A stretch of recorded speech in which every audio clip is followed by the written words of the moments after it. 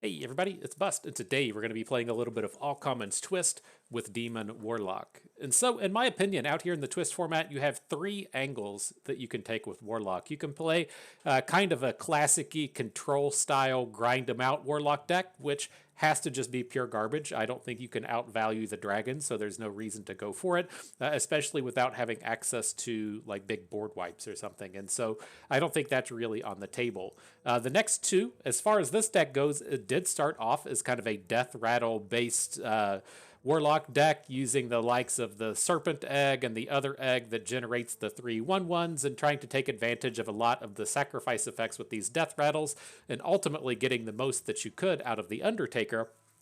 But as the deck kind of progressed in the games to where you didn't draw the Undertaker, you basically just lost. And I started kind of like chipping away and chipping away and chipping away at the themes that existed within the Death Rattle version and landed onto this more aggressively slanted Demons version of the Warlock deck. And so it does carry one of the three pillars that I've kind of decided really matters within this format. You're either playing Dragons, you're playing Bonemare Fungalmancer, or you're playing the Street Trickster. Here we have our Fungalmancer Bonemare style of deck, and then we're doing everything that we can to come out and take advantage of that. There's still quite a few combos in here that exist within the death rattles for the Undertaker, be that the kind of go wide strategies we have with the Haunted Creeper and the Mecharoo sticking around. These are all kind of abilities and stat lines that tie in nicely to the Fungalmancer Bonemare. We most certainly want to have 2 units on board on turn 5 to get those bonuses out of the Fungalmancer,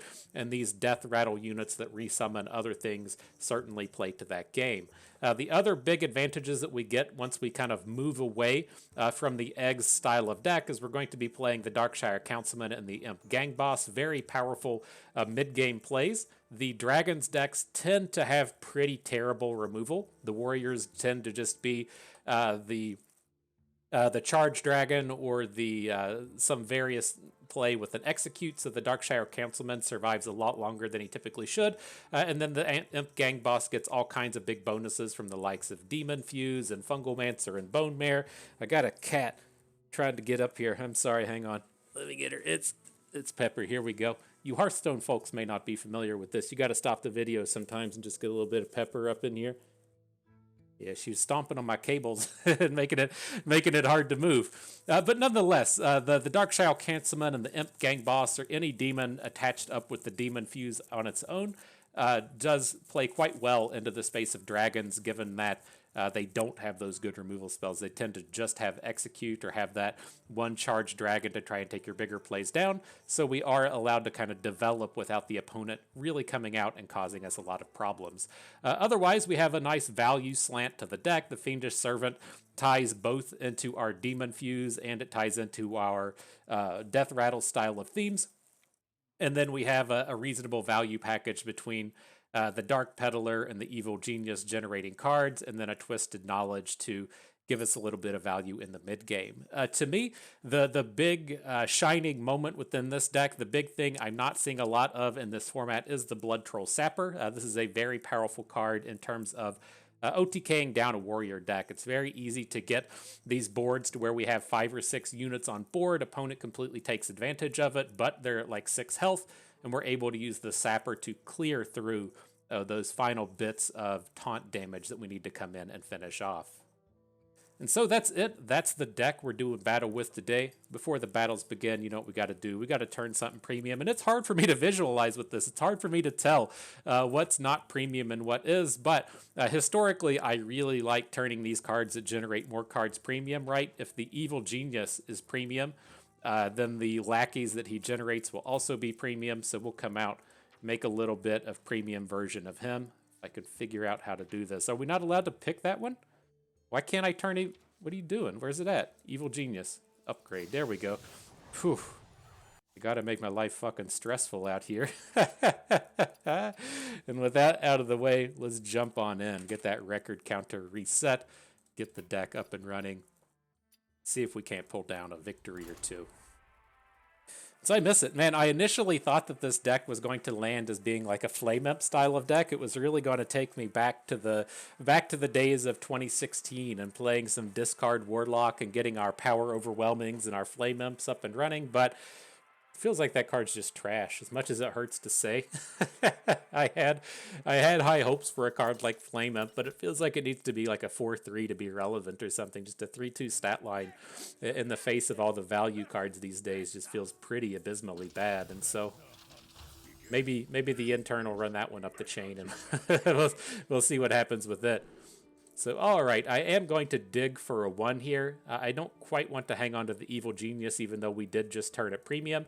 I'm not entirely certain what kind of Hunter decks are running around. I do have in my head that I want to have, like, Street Trickster Hunter put together at some point, but I feel like if whatever Hunter exists is probably just very aggressive. And so I'd like to hang on to the 2 and the 3 and the Peddler and the Gang Boss and then search for a 1. Which we found. Go us. Alright, looks like he's gonna be doing aggro stuff with the Mad Bomber coming down. That's okay. I think we can just let him hang for a bit. Well, that's tough. I'd really prefer to just be getting Imp Gang Boss on the board this turn, but him getting to attack into our bot and then the Gang Boss just hanging out next turn doesn't strike me as very good. We most certainly need to get the Voidwalker down. And then the question is going to be, do we want to coin this Dark Peddler? And I think that's okay. Give us a chance to get caught up on board a little bit. I may have put our units down in the wrong way here. Now that I kind of think about it, there is that that thing that deals like 2 to a unit and then 1 to the ones next to it or some shit. It's slipping me exactly what it is, but we might have lined up our units in the wrong way there. All right, but I'm fine with the dum-dum that he rolled into. Now our Gang Boss should be good to go. Give me them little demons on board.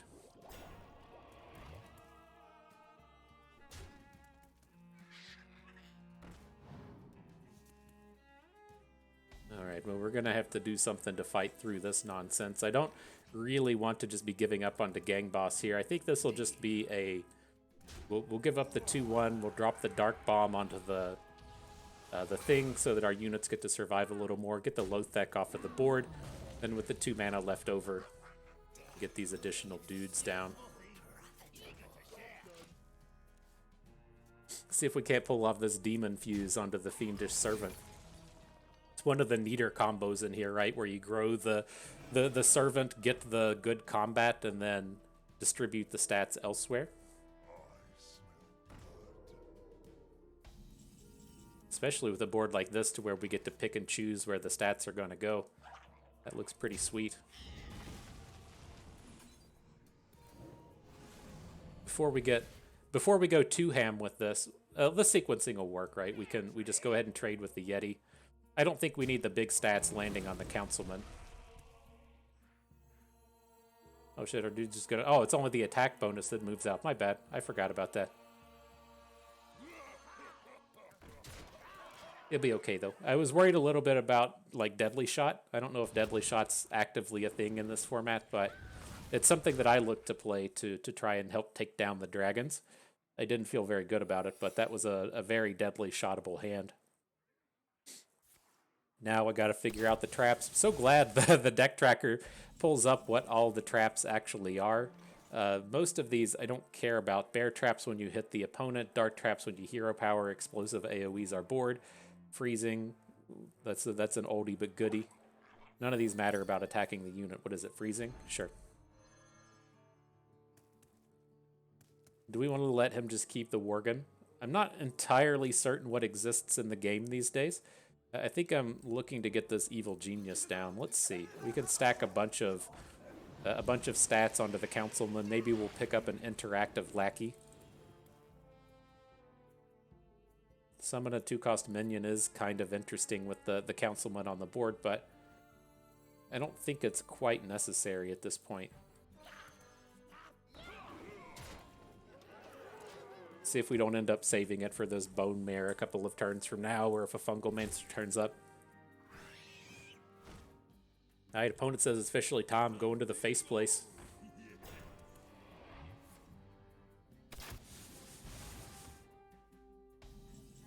It is official.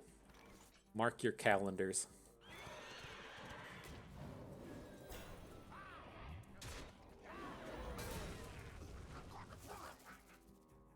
Alright, well, let's see if we can't get this damage to land on our Imp Gang Boss. There we go. Our RNG for the day. Waste it right here where we don't need it. See if we can't just drop it onto Gang Boss. Definitely hit. Alright. GG, we got this one. Go team bust. Victory unlocked. Alright, on to the next one. Are we out of gold yet? You gotta get up to legend.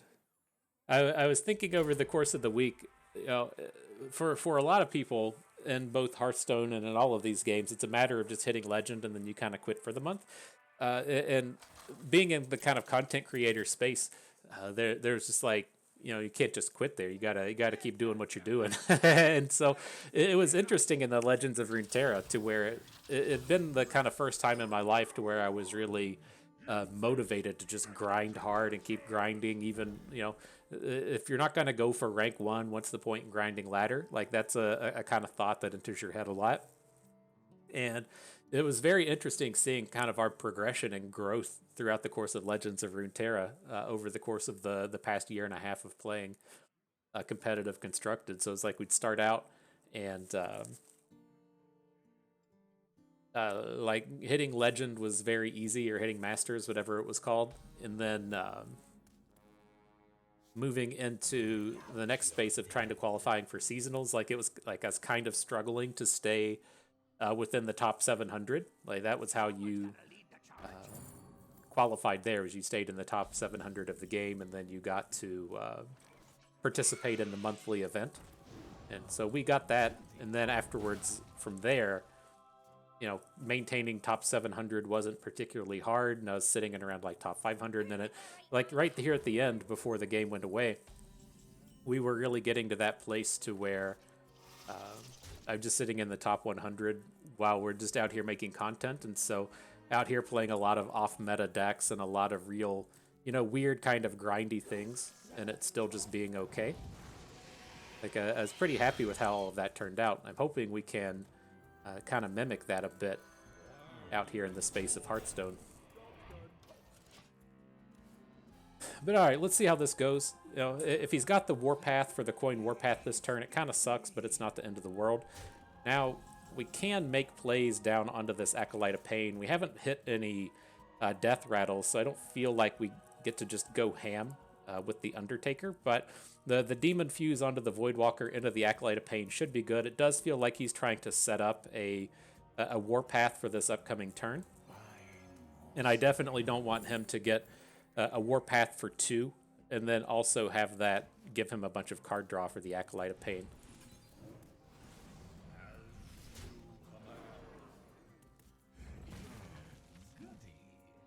Let's get this guy off of board. Is that, well, we don't necessarily need to. Our targets aren't that great. And I guess if he's going to start to Warpath, he's going to kill off his own unit anyways. It's not like the double Warpath plus this unit's going to kill our Voidwalker. Okay.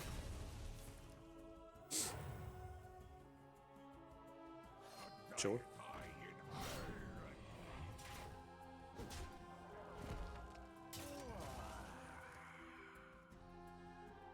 Let's see who he hits. We did pick up a death rattle off of the Peddler, so that we could try and start to upgrade these Undertakers. So I mean, we're gonna go that route.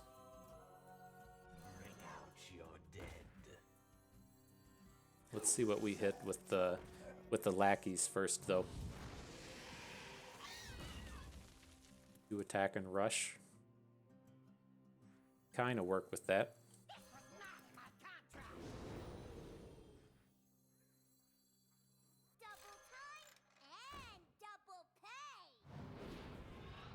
Alright, so let's kill off these weaker units first before we risk putting these stats on a unit that isn't quite as deserving. It lands on the undeserving units, of course. But not a bad little board clear. We are starting to run out of stuff to do, though. We really did be finding our top end.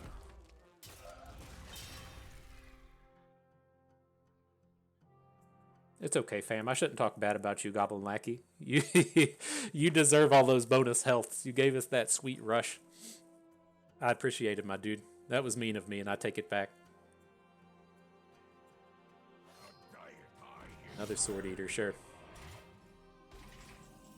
And we got Serpent Egg. It's at least a Death Rattle. Let's kick this off with the Discover a Spell.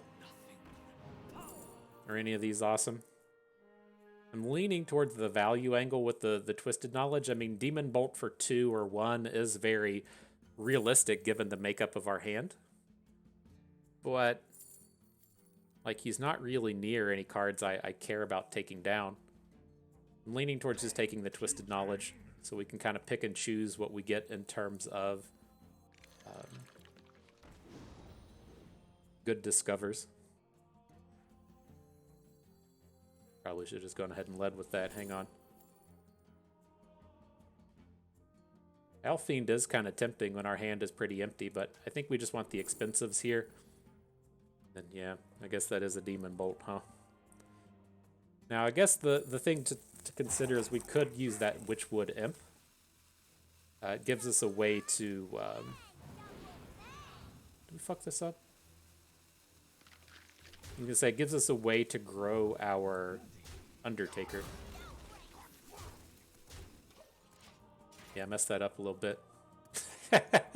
I had a couple of things happening there. I thought that we were going to be able to attack with the Serpent Egg and just have it die. And then I thought we were also going to be able to kill his unit without the without losing the Undertaker. But you know how it goes when I start doing math. Poorly. Poorly is how it always goes. And so a little bit of whoopsies. All right, then we just want to get the big demon down.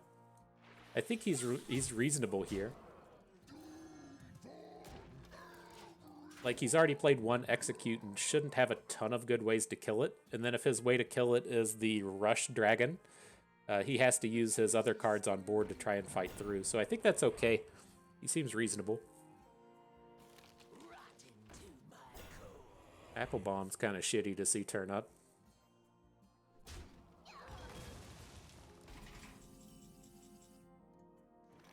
Alright, so let's see how bad I can mess this up, right? We can play the Lackey for free. If we're going to cast Demon Bolt onto Apple Bomb, right? So we should be able to Peddle. Right?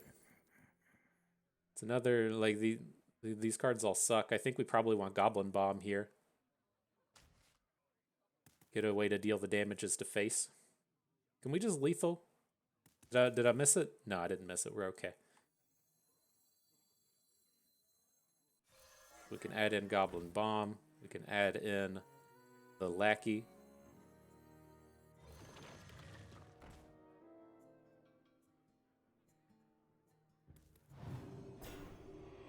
Cast our awesome spell. He's going to gain 1,000,000. Kind of sucks. But alright. Seems legit, right? We got a fairly big board now. We got a Bonemare for 4 surprise damage next turn. He's got to take 2 off this Goblin Bomb. I have to imagine he's not going to be real stoked about hero powering. Like, just falling behind in tempo to hero power and not die kind of sucks here. So I think we're in okay shape.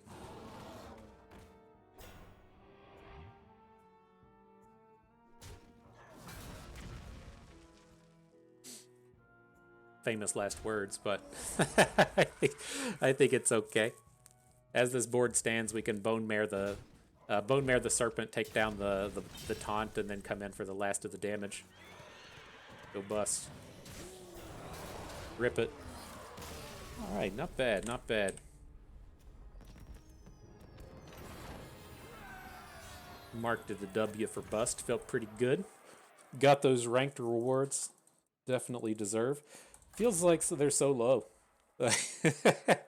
I don't know. I don't know if the rank rewards apply to all the queues. So if you hit legend in all 3 queues, that you get like the 18 packs or whatever it is. But seeing it as like 6 rare cards and 6 packs, it's very Not exciting. All right, but same deal as the last time against Hunter. I'm fine to just assume they're playing some kind of aggressive beastie kind of thing. I don't think this was the same guy as before, but reasonable curve with Voidwalker into Peddler into Imp Gang Boss. I did send away the Councilman. I would prefer to just have another 1-drop or a 2-drop or something as opposed to trying to ramp up with him. We should be the control deck against Hunter. At least I like to think that we are. And so maybe we're wrong. He's playing Dragon Hunter, or is that just because that's a good removal spell?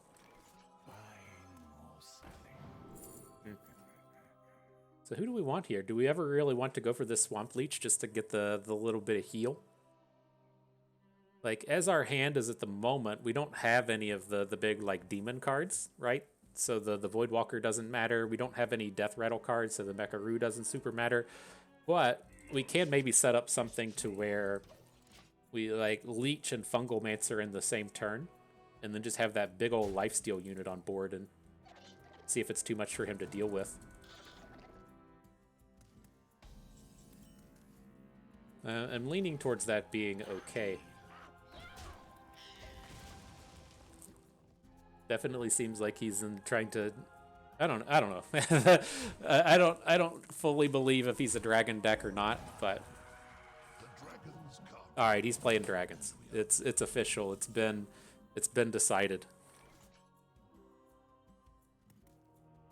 So I don't think it's as important to just go for the Peddler. Let's fight for board here a little bit. He's going to get a good attack off of his dragon next turn, which does suck. But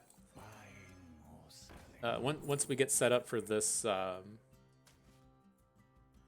Fungalmancer, I'll feel a little bit better.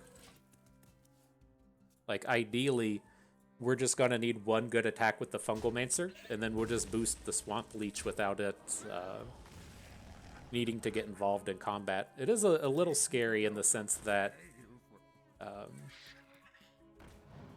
is he doing dragon stuff? Like, this is so fucking weird. I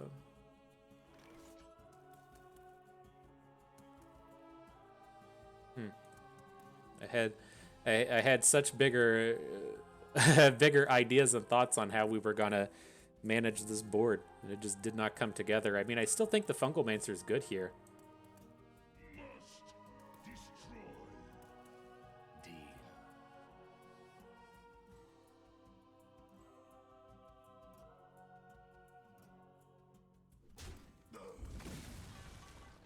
Maybe we just don't go for the Leech. I mean, let's be real. We're at 25. We don't have to make some kind of big and spectacular play to to get this Leech going. We're doing okay as it is.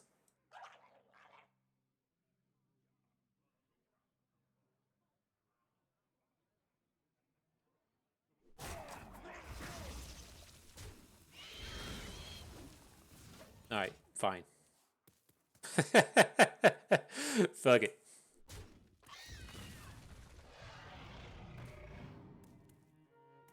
Gets a dragon. It feels like we're super far behind now.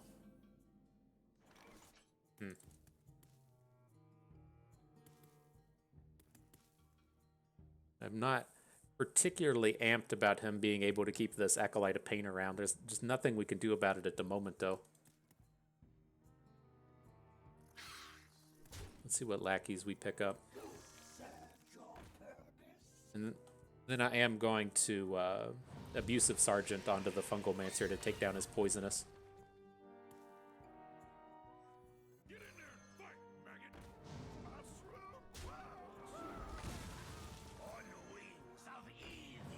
Where are we at? Any cool dragons in here? The Drachnoid seems fine. And then we'll add in Imp Gang Boss. We do have the Demonfuse in hand. We're pretty far away from dealing any kind of lethal this game, so the oh Jesus. So the Sapper's not looking spectacular. That was a pretty choice Fungalmancer though.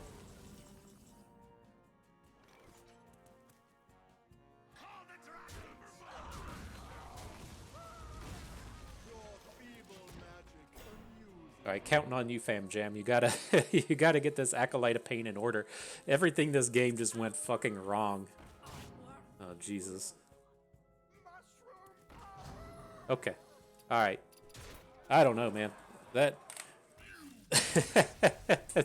that's one of those games to where it feels like a little sus the whole way, but it feels like I don't know. I feel like if we got to play that match 100 times, we'd been at like 80. It's just strange how everything came together with that one.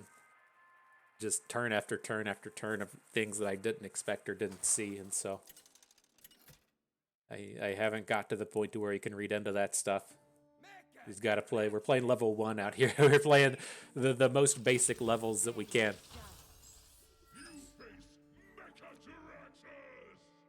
Alright, though. Up against Rogue. I don't want to hang on to the Fiendish Servant with these kind of hands. The Serpent Egg into Evil Genius should be okay. But I don't want to just play the dude that dies to a hero power right out the gates. Do we ever coin out this egg on turn 1? I'm usually not hype about that kind of thing, but our hand doesn't do anything. This lets us play on curve the rest of the way, right? So we get to play the Evil Genius on 2 and pick up the 2 lackeys, and then on turn 3 we're free to either, you know, Haunted Creeper lackey or Genius lackey, whatever. If we don't take the kind of coin plays, then we're just so far behind the rest of the way.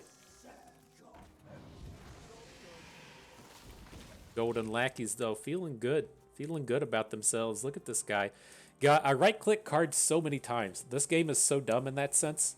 it's so easy in the space of Runeterra to just come out here and right-click on cards and pull them up and see the full thing and see what all the abilities do. And Hearthstone 2.0 needs to come out and investigate that. Alright, how are we dealing with this with Undertaker, though? I mean, I think we just have to run it out. He's not going to take over the game at this point. Like, I guess we could look to just get like lackeys on board and try to give him the taunt bonus so the Undertaker gets the chance to grow, but I think realistically, if he trades for half a hero power and a lasher, or if he trades with both units on board, I feel pretty okay about that.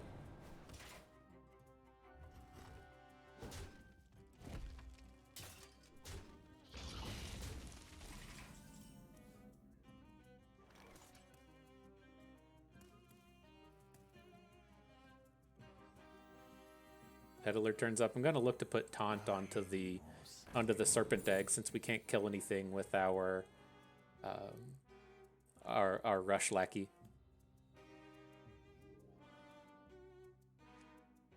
I'm eyeballing this hot air balloon. it's not going to get the job done. It's not. Let's be real. Let's taunt up the thing. We'll get the imp on board. We have the Demonfuse if we need to start taking down some bigger plays. It's just like, as you see a lot of the early game plays against Jade, it's like they haven't put any of the Jades on board, and they have these Jade Swarmers and stuff. You have a lot of targets for a like one attack, grow my health unit to do something, but let's be real, that sounds like garbage. let's be real. I mean, this has got to be good, though. He seems to be playing the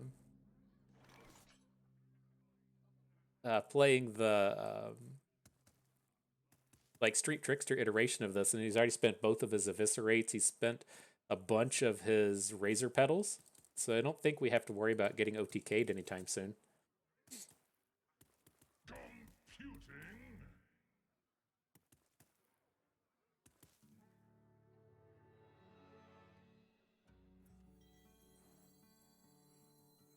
Let's do this.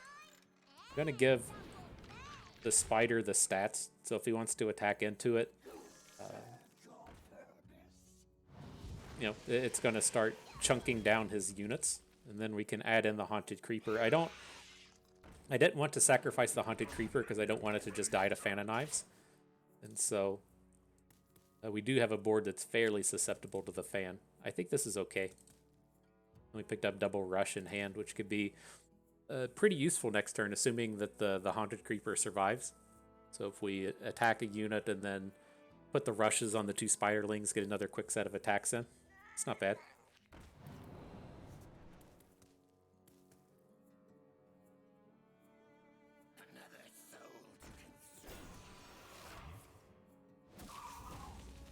Yep. I watched all those razor petals. None of them went to our face. So, again, that's the thing that really worries me. You get the Trickster and 4 razor petals and 2 Eviscerates. That's an OTK. And he spent it all on board. Now he just has his board full of shitty units and only 3 cards in hand. I feel like we're in okay shape. Should be able to draw 2 or 3 cards off the life tap with how this is sequenced out.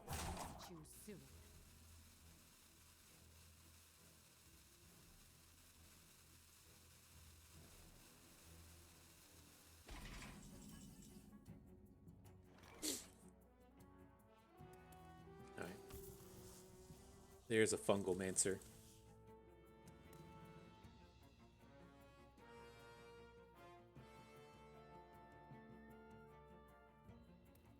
So let's see, how does this look? We really want our Serpent Egg to die, but I'm not going to cast Darkbomb on it. And I kind of eyeballing these lackeys is the way to, you know, give the spider thing rush. I don't think that's going to come about, though.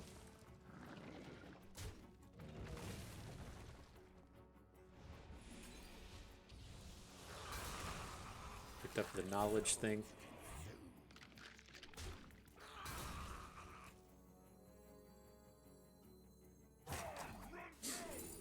Alright, so what do we got in here? Abyssal Summoner is actually quite good. I don't typically like the Abyssal Summoner, but we've got a pretty large hand at this point. Then probably just the doubling season, or the doubling imp. Okay. Okay, I tell you. And then still another one of these spots, we've got these rush lackeys in hand, so we can play the summoner next turn and then rush up the taunt unit to take something down. I have a hard time believing he's going to play any unit that's relevant this game, unless it was either like this swashbuckler generated thing that he has over here to the left, whatever the fuck that's supposed to be, and then like street tricksters. And so being in that spot to where we could put down like an 8/8 demon and then immediately rush it and take down a trickster, that should be pretty surprising for the opponent to see.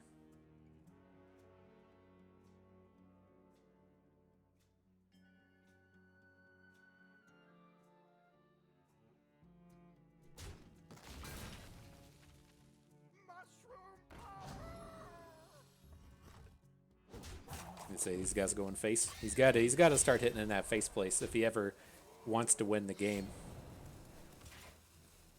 Like we're just so far ahead at this point. I think you have to be in that mindset of you got to get the damage in so you can try and kill with the burn.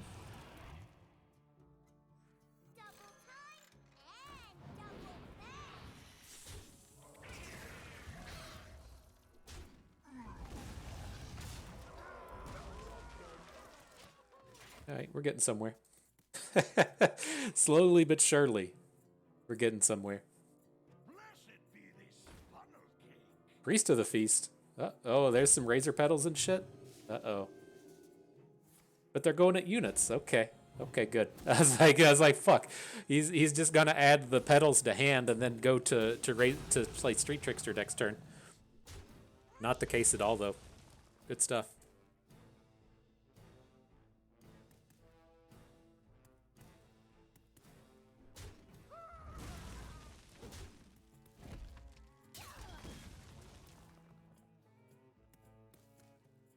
All right, we're good.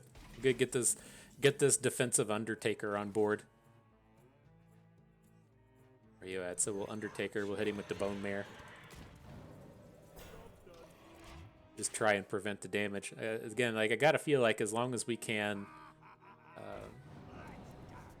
just not die, right? As long as we don't lose, we'll win.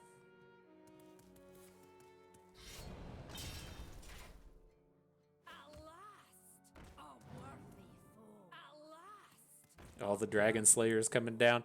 I really want to hit him with the dragon next turn. We got we gotta find the Discover a Dragon lackey to come in and hit him with it. Get him with the zinger right after he plays his Dragon Slayers.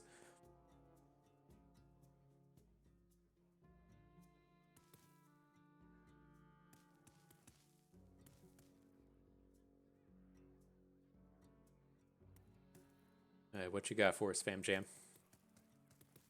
Gonna swing it in. Gonna hit those Undertakers. As we try and get this one wrapped up, I must say, I watched Fast X this week. It was I wanted to say mind blowing, but the franchise has really kind of fallen off course to me. As someone that truly loves and enjoys the Fast and the Furious franchise, this one was admittedly pretty hard to watch. Now, my thing with the Fast and the Furious is we're gonna council, we're gonna Fungalmancer, and then we're gonna rush the council, and we're just gonna full clear his board. But my thing with the Fast and the Furious franchise is, number one, they've done such a good job of just like keeping the practical effects, and so everything in it looked so good because they would literally go out and just like smash all of the cars up, and so like they're legitimately like driving cars onto airplanes and stuff, right? These are all like practical effects unless it's like super dangerous. And then it's like, I get, once you get to the point that you've done the car on the highway, and then you did the car on the airplane, and you did the car on the boat, and then you've done the car on the submarine. At some point between like submarine and outer space, you got to switch from doing practical effects to digital. But man, it was like, even within like the scenes with Vin Diesel, it felt like they went in and just like CGI'd Vin Diesel's face so they made him look younger and stuff. And it was just fucking hard to watch, and really kind of bummed me out. I can't remember if I talked about Fast and the Furious before, because I couldn't tell if it was going to be AI Paul Walker in this one. Yeah, I talked about AI Paul Walker a few videos ago. So that was like how they kicked it off. They kicked it off with Paul Walker, and I was like, holy fuck, is this just an old movie, or is this AI Paul Walker? Are they really bringing Paul back from the dead via AI and deepfake stuff? Like, I guess that's where life's going. That's what we're going to see in Fast 11. But nonetheless, it's tough. It's tough. It's tough to watch. But swinging back to Demon Warlock, not a bad set of games. We went a little 4-1 here. Typically go about an hour, but we'll call it a little short today and stop at 4 games. And again, I was fairly happy with how the deck presented itself and how it went about. We got to play against the Dragons decks. We had a good run there against the Dragons decks. We didn't get to show off the Blood Troll Sapper, but I think you can probably easily imagine in your head, if the opponent's at like 8 and they play a 4/12 taunt dragon, you can't really deal any damage, but the Blood Troll Sapper lets you sacrifice all of your units for that life dealing effect to kind of come in and close out the game. At the end of the day, I do prefer this demon based one.